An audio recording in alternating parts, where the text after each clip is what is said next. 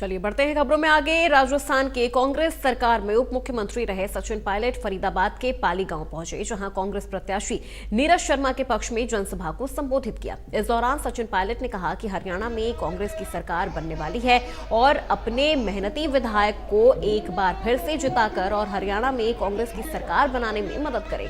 वहीं बीजेपी पर बरसते हुए कहा कि हरियाणा में भाजपा की सरकार को 10 साल देख लिया और दिल्ली में भी बीजेपी की सरकार और उनके काम को देख लिया।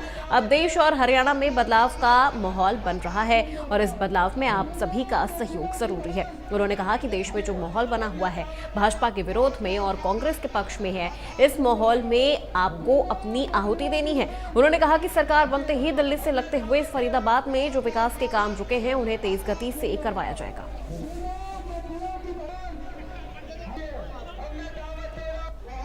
आपको बता दें, पाली गांव पहुंचे पूर्व डिप्टी सीएम सचिन पायलट कांग्रेस प्रत्याशी नीरज शर्मा के पक्ष में वोट की अपील की है।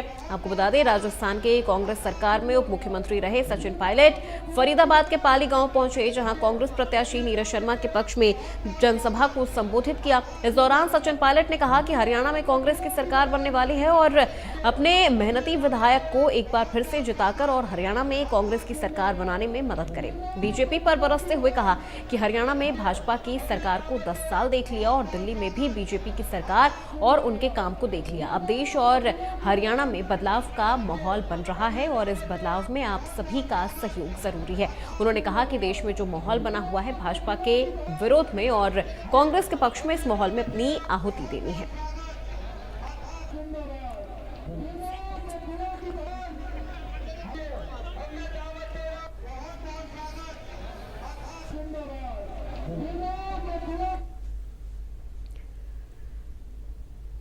तो वहीं एनआईटी फरीदाबाद विधानसभा सीट से कांग्रेस के प्रत्याशी और विधायक नीरज शर्मा ने कहा कि प्रदेश में बीजेपी की सरकार ने कुछ नहीं किया, जनता उनसे काफी नाराज है। प्रदेश में परिवर्तन की लहर चल रही है, कांग्रेस की पूर्ण बहुमत से सरकार बनेगी और फरीदाबाद एनआईटी से भारी बहुमत से उनकी जीत होगी।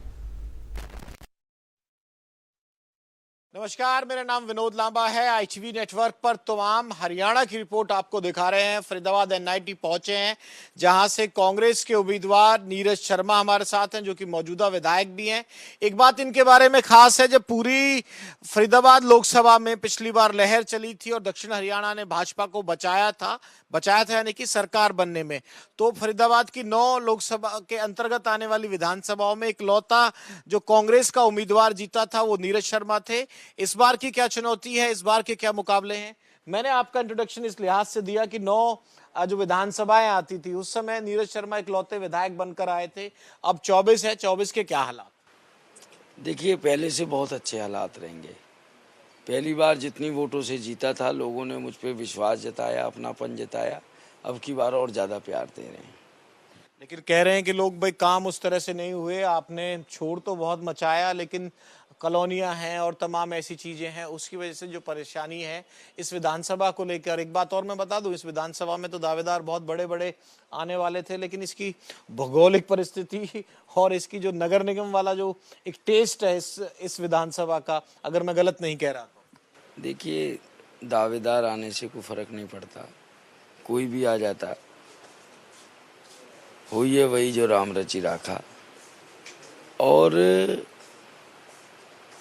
जहाँ तक काम ना होने का सवाल है, जनता सरकार को टैक्स देती है, किस लिए देती है? काम हो। पिछले 10 साल से भाजपा की सरकार, नगर निगम, स्टेट और सेंटर, 200 करोड़ के तो घोटाले के लिए मैंने 54 दिन नंगे पैर चला। वो जनता की खून पसीने की कमाई थी, भाजपा वाले लूट के ले गए। और मुझे बड़ा दुख हुआ कि जो लोग भाजपा की गोदी में बैठे रहे, आज जो कैंडिडेट चुनाव लड़ रहे हैं, उन्होंने एक भी दिन लोगों के काम के लिए कोई आवाज़ नहीं उठाई।